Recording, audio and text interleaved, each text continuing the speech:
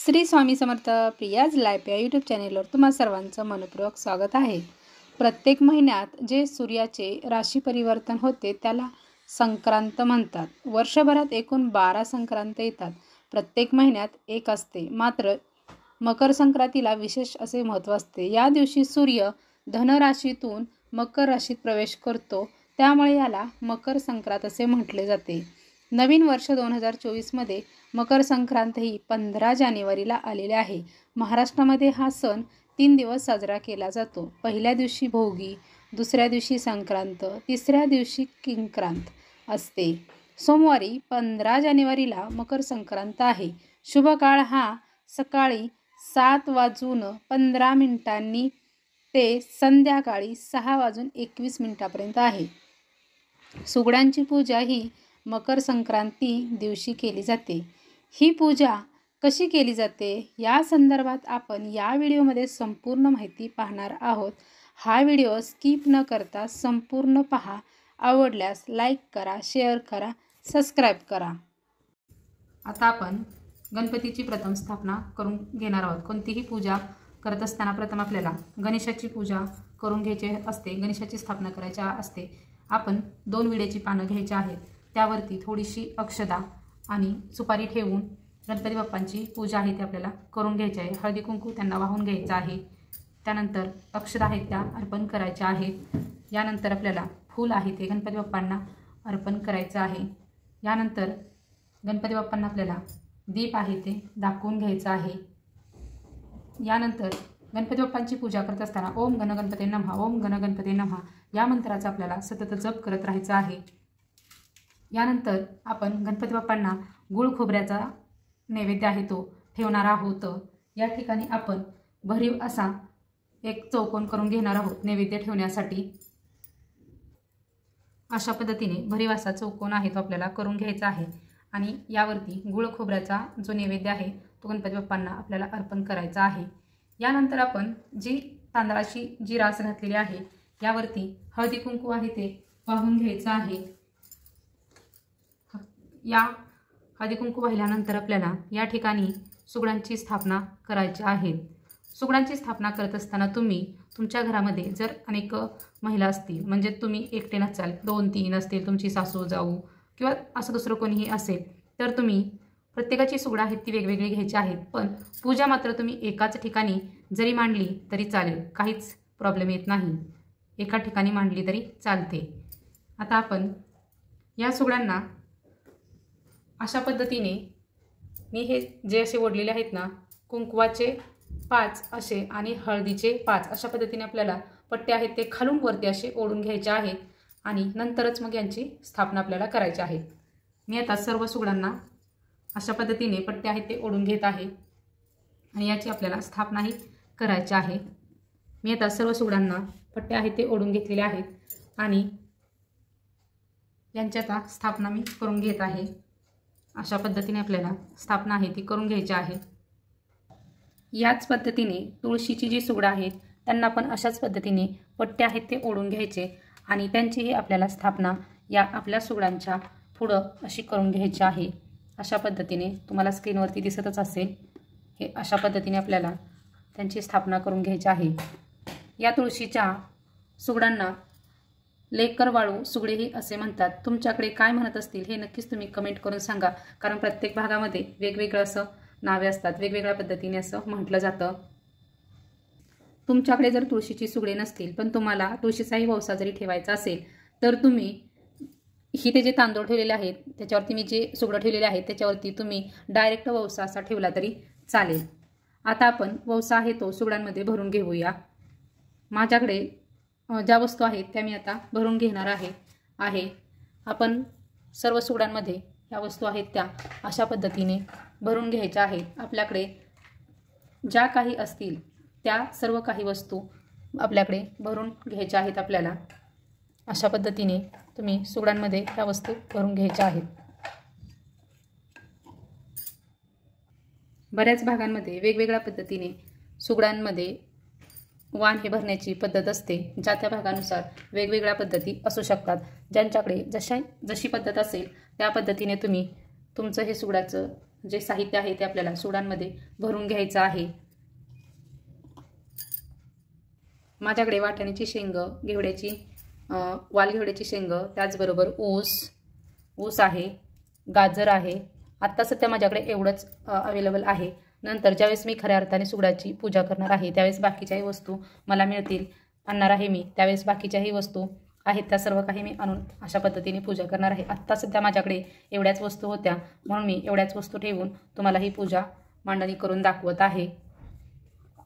आपल्याकडे सगळ्याच प्रकारच्या वस्तू असाव्यात असं काही नसतं. आपल्याला जेवढ्या वस्तू आपल्याकडं असतील तेवढ्या वस्तूंनीच आपण करायचं आहे.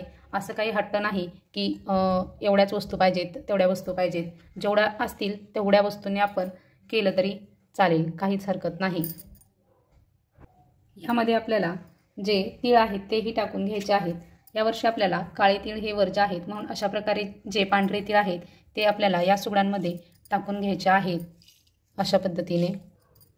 आणि जे आपलं गूळ आहे, कारण तीळ आणि गुळाचा या सणाला खूप महत्त्व असतं, कारण आपण म्हणतो तिळगुळ घ्या आणि गोड गोड बोला, म्हणून आपण याच्यामध्ये गूळ आहे हा तोही अशा पद्धतीने आहे तो टाकून घ्यायचा आहे.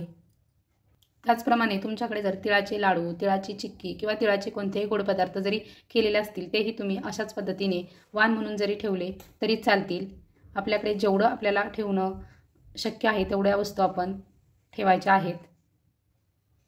यानंतर आपण 2 विड्याची पानं आहेत ती घेऊन अशा पद्धतीने आहेत ती ठेवायची आहेत. ही जी 2 विड्याची पानं आहेत त्याच्यावरती आपल्याला विडा म्हणून खोबरे, त्यानंतर खारीक, बदाम, हळकुंड आणि सुपारी हे आपल्याला ह्या विड्याच्या पानावरती ठेवून घ्यायचं आहे. तांबूल म्हणून हा विडा आहे तो ठेवला जातो. हा तांबूल म्हणजेच एक प्रकारची दक्षिणा असते. तसेच आपण या सर्व सुगडांना फूल आहेत ते आपण अशा पद्धतीने अर्पण करून घ्यायचे आहेत. सर्व सुगडांना आपण फूल आहेत ते अर्पण करून घेणार आहोत. आता या सर्व सुगडांना आपल्याला हळदी कुंकू आहे ते वाहून घ्यायचं आहे. सर्व सुगडांना आपल्याला हळद आणि कुंकू वाहून घ्यायचं आहे. त्यांची ही पूजा आपल्याला करून घ्यायची आहे.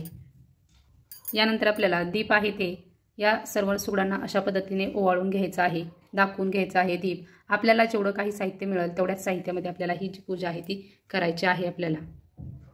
नंतर नमस्कार करायचा आहे. या पद्धतीने आपल्या घरात बरकत वाढू दे अशी ही प्रार्थना करायची आहे. यानंतर आपण जो पुरणपोळीचा जो नैवेद्य केलेला आहे त्याचा नैवेद्य आहे तो आपल्याला दाखवून घ्यायचा आहे आणि तुळशीलाही तो नैवेद्य दाखवायचा आहे. त्यानंतर तो नैवेद्य आहे तो आपण गाईलाही दाखवायचा आहे. वाण म्हणून हे उघडे पडू नये म्हणून आपल्याला आपल्या बरकतीला कोणाचीही दृष्ट लावू नये म्हणून आपल्याला ही जी सर्व वाण आहेत ती आपल्याला झाकून ठेवायची आहेत. प्रत्येक भागामध्ये वेगवेगळी पद्धत असू शकते. आमच्याकडे ही अशा प्रकारची पद्धत आहे की आपण ह्याला आता पूजा करून झाल्यानंतर ही जी सर्व वाण आहेत ते आपल्याला झाकून ठेवायचे आहेत.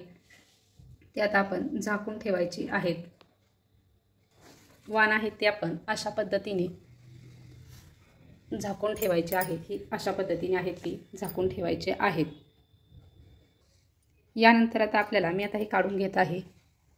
हे आपल्याला आत्ताच नाही काढायचं. मी जरी हे काढलेलं आहे तरी ते आपण ज्यावेळेस खऱ्या अर्थाने पूजा करणार आहोत त्यावेळेस आपण नाही काढायचं. ज्यावेळेस आपण हे वाण वाटणार आहोत त्याच वेळेस ही वाण आहेत ते आपण झाकून ठेवलेले आहेत ते अशा पद्धतीने उघडी करून किंवा काढून त्याच्यावरचं झाकण आहे ते काढून घ्यायचं आहे. पूजा ही सर्व काही आपली अशा प्रकारे असणार आहे. यानंतर आपल्याला तिळाचा होम आहे तो करायचा आहे. या दिवशी तिळाचा होम करण्याला खूप महत्त्व असतं. तिळाचा होम केल्याने आपल्या घरामध्ये जी काही नकारात्मकता शक्ती असते ती दूर व्हावी म्हणून आपल्याला तिळाचा होम आहे तो करायचा असतो. तो आता कशा पद्धतीने करावा ते मी तुम्हाला दाखवणार आहे. तिळाचा होम करण्यासाठी आपल्याला अशा प्रकारची एक पंथी आहे ती घ्यायची आहे. त्याच्यात थोडेसे तांदूळ ठेवून त्याच्यावरती कापूर आहे तो ठेवायचा आहे आणि तो कापूर आहे तो आपण असा प्रज्वलित अशा प्रकारे हा जो कापूर आहे तो करायचा आहे. आणि यानंतर आपल्याला जे पांढरे तीळ आहेत हे आपल्याला हे जे आपण कापूर हे केलेले आहेत याच्यामध्ये टाकायचं आहे अशा पद्धतीने. म्हणजे हा आपला तिळाचा होम होम होय. याने आपल्या घरामध्ये जी काही वाईट शक्ती आहे, नकारात्मकता शक्ती आहे, ही सर्व बाहेर जाते. म्हणून हा आपल्याला कर्पूर होम आहे तो या दिवशी करायचा आहे, जेणेकरून आपल्या घरामधील सर्व काही वाईट शक्ती बाहेर जाऊन आपल्या घरामध्ये सुख शांती समृद्धी नांदेल आणि आपलं घर हे सुखाने आनंदाने नांदू लागेल. आता ही जी वाण आहे तर त्याचं काय करायचं आहे, ह्यातली जी वाण आहेत ती आपण एक जे आहे ते आपण मी तर एक तुळशी पुढे ठेवते का तर ही वाण आहेत ते आपल्याला वाटायचे असतात. एक तुळशी पुढे आणि आपली एक कुलस्वामिनी देवी आहे तिच्या पुढे एक ठेवायचं आणि बाकीची जी आहेत ती आपण सुवासिनी आहेत त्यांना बोलवून त्यांना हळदी कुंकू लावून त्यांच्या ओटीमध्ये ही जी वाण आहेत ही त्यांना द्यायची घालायची असतात. खेडेगावामध्ये तर ही प्रथा आहे. तुमच्याकडे जर असेल तर नक्कीच तुम्ही अशा पद्धतीने वाण देऊ शकता. वाण देण्याला खूप महत्त्व असते. जर नाही शक्य तुम्हाला देणे झालं तरी यामधील ज्या वस्तू आहेत त्या तुम्ही स्वतः जरी खाल्ल्या तरी चालतील. नाहीतर तुम्ही एखाद्या गाईला खायला दिलं तरी चालेल. दुसऱ्या दिवशी तुम्ही हे जे सर्व आहे त्या वस्तू काढून गाईला तुम्ही खायला देऊ शकता.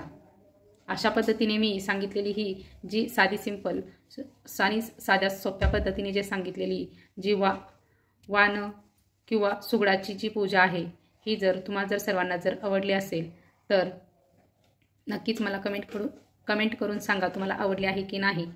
खूप साध्या आणि सिंपल पद्धतीने मी सांगण्याचा प्रयत्न केलेला आहे. झालेली सर्व सेवा ही मी श्री स्वामी समर्थ महाराजांच्या चरणी अर्पण करते. श्री स्वामी समर्थ.